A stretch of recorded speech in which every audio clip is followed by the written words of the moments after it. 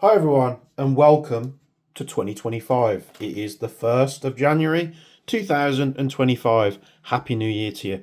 I was hopefully going to try and get another couple of videos done before the end of 2024, doing like a 2024 wrap up, and there's a couple of ideas that I've got moving forward into 2025. So happy New Year to all of you. Hope you had a great Christmas and New Year, and it's almost just, back to work and away we go for another 12 months. But what I wanted to do was just wrap up a few of the things that we looked at in 2024. We're going to take a look at some of the guns we looked at over that period. And there's many things that probably won't be in this list. There's guns that I've looked at that perhaps I don't have access to anymore, like the Northeast Uzis, the Saiga 12K SBS, which wasn't mine.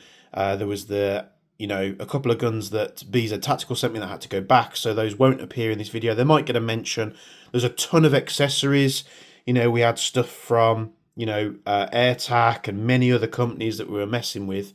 So if I haven't mentioned them in this video, it's not to say that I'm dismissing them from 2024. I just want to keep this video concise and to the point. So the first thing we're going to look at, the first gun that I sort of reviewed and looked at in 2024 is not a new release. It was actually the Toky Marui Glock 17 Gen 4.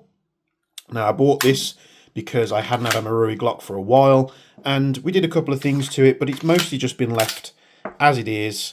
There were a couple of parts that we couldn't fit, so I did put a new inner barrel in there and a new hop rubber, which was a flamingo.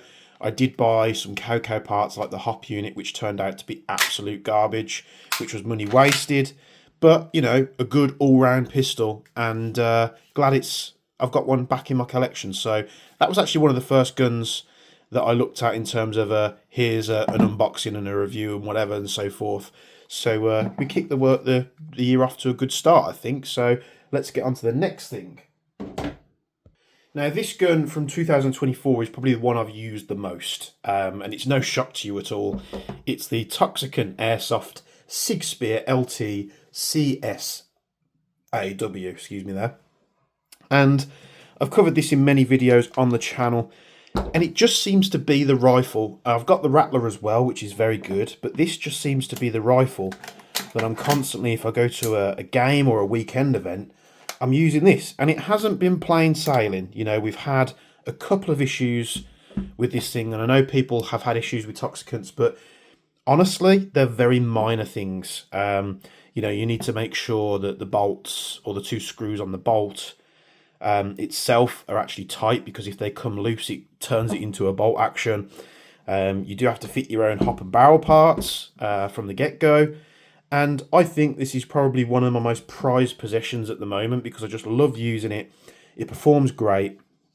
I did have an instance at a weekend event where both of these pins popped out. So I was in a firefight, and my charging handle just decided to rip the ejector seat pull cord. And weirdly, I was on a main road, and there was really tall, I'd probably say maybe like a foot high grass. I managed to find the pin, the spring, the handle, everything. And I was like, this never happens. So I put them in a pouch, got back to our little fob area and put it back together and tapped it in. I have sort of tried to leak a bit of super glue down these holes just to hold them in place. But apart from that, it's been plain sailing. It's been in a couple of iterations. I've had, variable optics on here like this, which is the Primary Arms SLX6. And now I've opted to stick to the Mi Pro sight, which I just think really suits this build, and I love using it. So honestly, can't recommend these enough. They're not cheap. I think I paid about £700 for it, not including, I don't think I got import charged on this. You just plain sailed through, or that could be a case of I didn't get charged yet, because I do get import charges that are delayed from various companies, and you just pay for it and you're like, I have no idea what this is for. So yeah, the Toxicant Spear LT, absolutely loved every minute using this, and I'll be using it more so this year in 2025. So let's go to the next one. So the next gun we looked at was the KWA Lithgow Arms F90. And I didn't buy this brand new because someone popped up in the Discord. It was pretty much a brand new gun, but I didn't buy it from a shop. I bought it from an individual. And I managed to get the gun, which was pretty much brand new in the box, as new as you can get for a used item, and it came with an extra spare mag, it's still in the wrapper today. I haven't took it out. And the only reason I haven't used this yet, even though I love this thing very much, it shoots really good out the box. The gas efficiency is very good as well.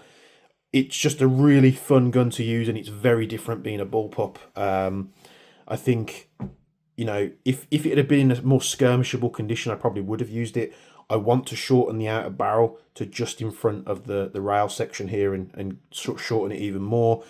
I need to sort out the barrel, get the power set, and then maybe fit like a downgrade valve, because I know these do come out a little bit warm out of the box. But yeah, if you're looking for something unique, maybe you're looking for an AUG, or you just want a bullpup, or you just want something looking pretty sci-fi compared to everything else out there, the F90, I highly recommend it. I've been shooting the crap out of this around the house and in the garden, and honestly can't fault it in the cold weather, which we've got here now in the UK. It hasn't skipped a beat. So really do like this, and was quite surprised that I liked it as much as I did. So more coming up on this on the YouTube channel this year.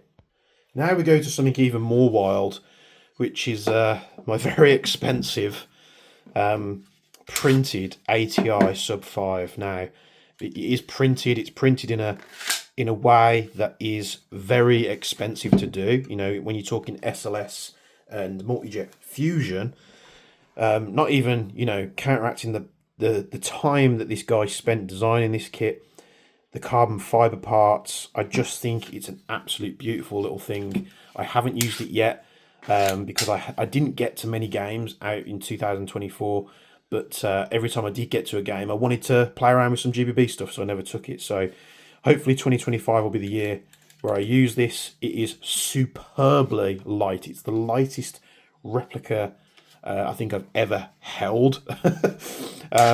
It really is superb. I just haven't got around to using it. It's vastly expensive. It's done by ATI.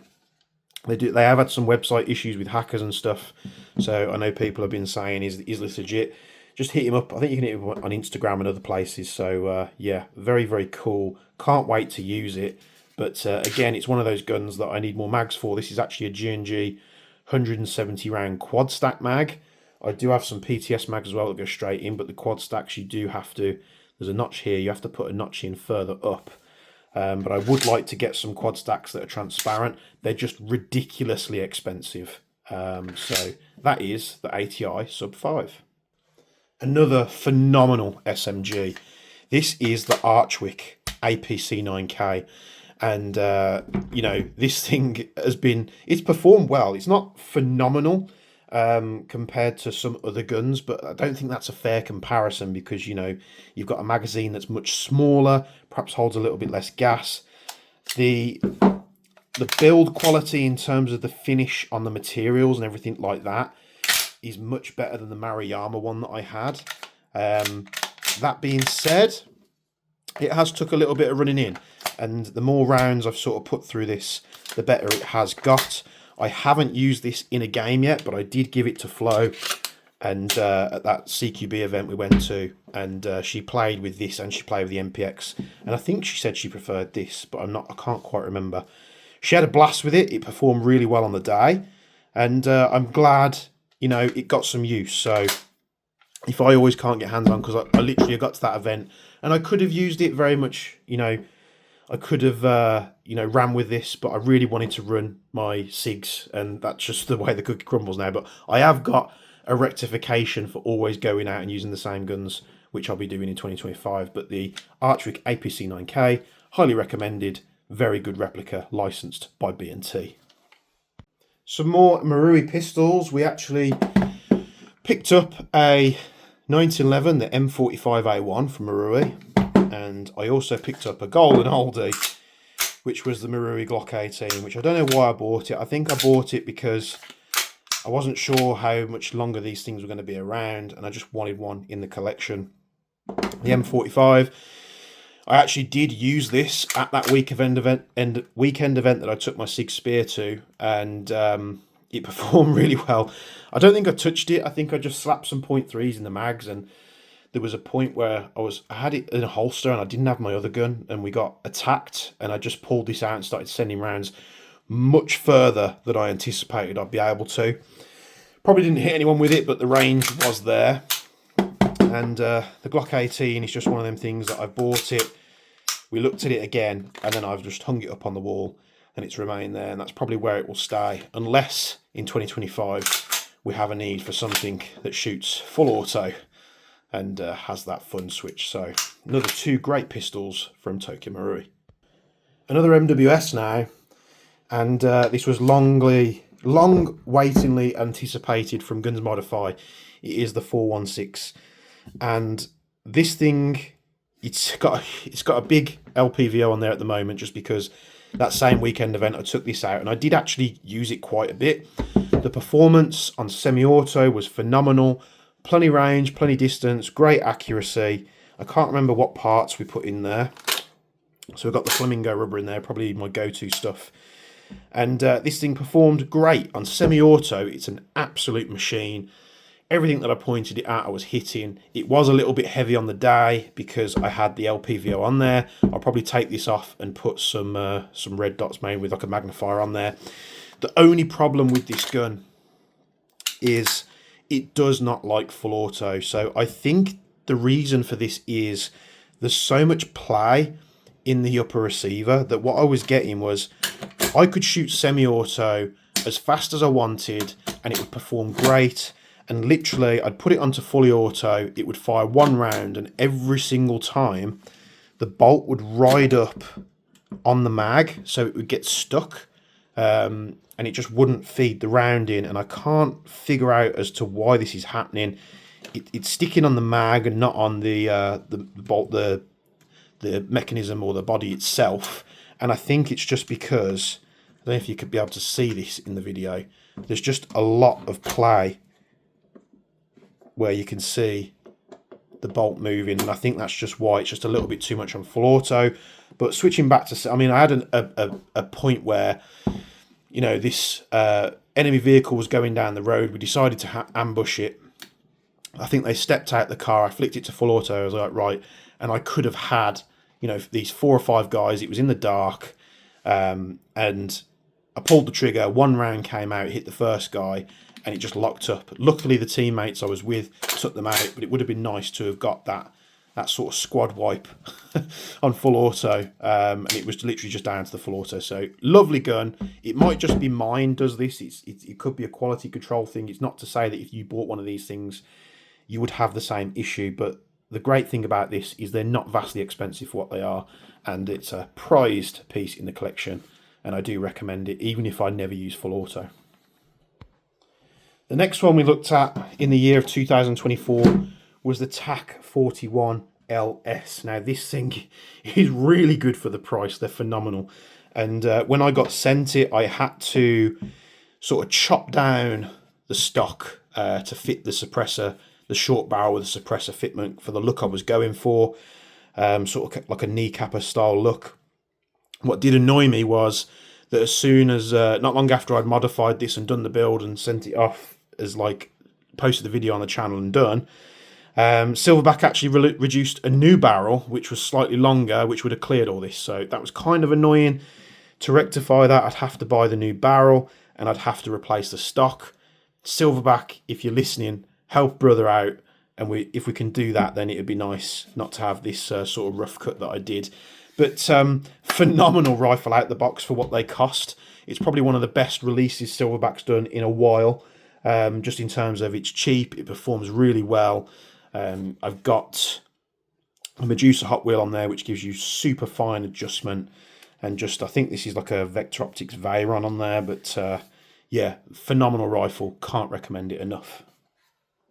We're back on MWS stuff again. And I am in a fortunate position where I do cover a lot of gas blowbacks. I do a lot of MWS stuff. MWS is just one of my most favoured platforms. It's just phenomenal. The system that Maru came up with is ridiculous, and I'm glad that a lot of companies are sort of latching onto that and sort of giving us all the Gucci stuff that Maru won't. Aaron Smith contacted me through, I think, the guys at JK Army at the time, and they asked if they could send me one of these. Originally, I wasn't super impressed with the kit. I mean, people say that the quality control is meant to be better, but the play between the receivers is actually quite loose, and you notice it handling the gun. It does rattle a lot. That's not to say that I'm writing off the Aaron Smith. It performed okay. It has got a hell of a spring twang in the bolt, which I'll have to rectify. They did things a little bit differently to Toxicant, which was nice. They're not just rinse and repeat, you know. You can see even the pin for the trigger box. There's a gap around the pin, so they've sort of bored that hole out too much. It's not so bad on this side, but on that side it's quite bad. You can see a massive gap around the pin. It's just little things that sort of made me favour the Toxicant more. But we will be doing something with this in the new year. Maybe we'll do like a community-driven build on it, so you guys can have input on how this thing is put together and sort of spec'd up. And yeah, it's not a cheap kit. I think it's about £1,000, so it's more expensive than the Toxicant, and you still have to sort of supply your own little bits here and there. So not a bad replica at all. I just think I'm very appreciative that they sent it to me. I really am, and they've done a good job of the, you know, the machining and the aesthetics of this thing. I just think for your money, it's going to be cheaper, and you're going to have better results out of the Toxicant. But we'll persevere with this thing, and we'll see what we can do with it in 2025. Some more notable mentions from 2024 that we looked at. I looked at the VFC G3 briefly. I bought it used with no mags. Not really a good sort of example to review because I bought it used, so I'm not going to cover it here. We also looked at the Beretta PMX, the KWA MP9 and the Vorsk VMP1. I went down the rabbit hole of MP9 stuff. They all performed pretty good. We had some issues with either or throughout the process, which I'm going to persevere with and hopefully get them up to a running standard in 2025. But, you know, still had great fun with them. The MP9's an absolute beast. I'm interested to see what VFC bring to the table with their MP9 this year, and hopefully we can have something that's a bit more updated and better performing out the box. Another gun that I put off buying for such a long time was the Toky Marui AKX, running on their AKM gas blowback system. I love my AKM, I've had it for a while, but the problem with my AKM is I put a silly rail on it, and it is a pain to maintain and do changes and stuff like that, because I have to strip the whole gun apart to get the bolt and the top cover off, because basically the rail blocks everything and you can't take it off. Where with the AKX, it's very simple. It's in its original spec that it came out the box. You know, you take the top cover off, you've got your bits and pieces you can pull out. It's really easy to work on, and the gun performs absolutely amazingly. There are parts that you can get on the website for like the hop arms and stuff like that, and it's got a flamingo rubber in it. You know, if I find a spec that works, especially with the Marui gas blowback systems, like the flamingo rubber, it's what I'll always use. And I really do like on the AKX, they've got this tension system on the back. It looks a bit wacky, but you tension this screw at the back and it locks that top rail in. So if you want to put optics or anything on there, they're going to retain their zero. You just have to make sure you check it every now and again to make sure it's tight. It's got a folding stock out the box. It's got a nicer grip out the box. It's got an M-lock front end. You literally can take this out the box and run it as it is.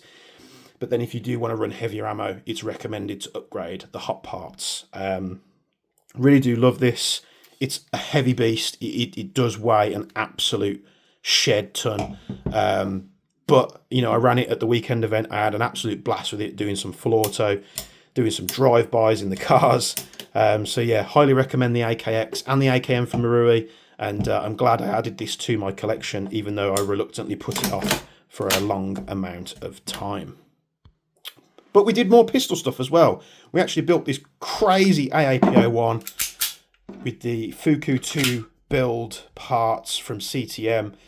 They're not the greatest of machining quality when you compare it to other brands. It's a little bit rough around the edges, but they do have an absolute shed ton of parts that you can buy. I think I have had a little bit of an issue with this where it would shoot semi-auto, but it wouldn't shoot full auto.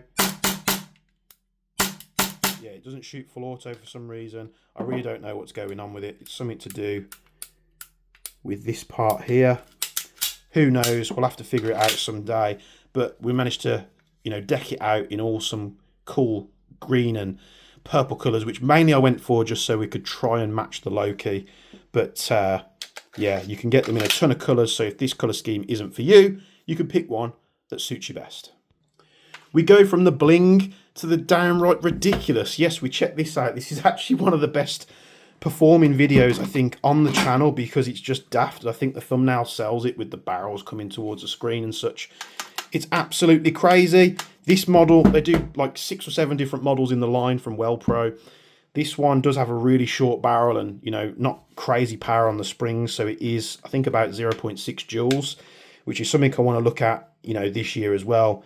Getting that up to spec, just getting a little bit more power out of it. And I'd love to do some outdoor days with this and have some fun with it. It is a crazy little minigun, but it also makes these miniguns affordable because, you know, the classic army ones are great, but they've just crept up in price where, you know, originally they were meant to be, you know, more affordable, be made of like polymers, and now they're still over £1,000. So I think this, you know, you're sort of talking like £300, £400, maybe £500 for something like this. And they have these detachable magazines. Now, there are 2 different versions of these miniguns. So someone was asking me where I got the 600 round mags from. You get 600 round mags. I think there's a 1200 round variant, and then there's an even bigger, like 3,000 round variant, which I want to try and pick up this year and have something that's got a bit more goat to it. So a very wacky thing to look at on the channel. I just saw it and had to pick it up and give it a go. So you know me, if it's wacky and wonderful, it's going to appear on the channel. Another impulse purchase was the Marksman EX. Very, very weird looking AR. It uses Glock mags. I think VFC is the producer of this. I've tried to do some modifications to this. Now, a grip is a grip, which I need to sort out. Stock, I've tried different stocks. I wanted to put a PDW style stock on there. I think this is actually, I think this might be like an MTW stock I've got on there at the moment, trying to find something that was a bit more sort of stronger holding on the stock to reduce the wobble. The rail system on the front is a pain. Just compatibility wise, if you're not running this thing as it is out the box, you're going to have a nightmare with it. I was working on an end pass for this, which just took a bit of a sideline because I was getting too busy. I'm also working on an end pass for the Marui MP7. But yeah, it's a cool little thing. It's a weird thing to add to the collection. I'm not super attached to it. The mags were super expensive to get because of, you know, VFC and Umarex. And yeah, if you want something like this, I think it's probably one of the best options to go for. But if you're neither there, here or there, don't really recommend picking it up on a whim. Lama Defense made a comeback with the Jenna 2. This one takes MP9 mags. They do their own mags, or you can fit KWA, KSC ones on it as well, which will work. They've got a bunch of parts for it, including the metal upper receiver, the sliding stock, the rail front ends, and of course, this dual stage suppressor thing here, which looks very James Bond. Setting it up, it was very good until I put the metal receiver on there. The metal receiver is going to take a hell of a lot of running in. You know, just keep running it and running it and running it, strip it apart, clean it, re-grease it. It's going to take a bit of running in to get to, you know, a high performing replica, but it looks much better than the Gen 1 in my opinion with the MP9 mag. And I'm still very interested to see what else we can see from Lama Defense in the year of 2025. This really was my pistol of the year. This gun is absolutely phenomenal. It's the Toky Marui G17 Gen 5 MOS, and they've disappeared from the market. I don't know what's going on with Marui at the moment. There's a lot of rumours saying that, you know, they can't, you know, sell them anymore. They can't distribute them anymore. Then other people are saying it's just a, you know, a sort of a delay in the production queue.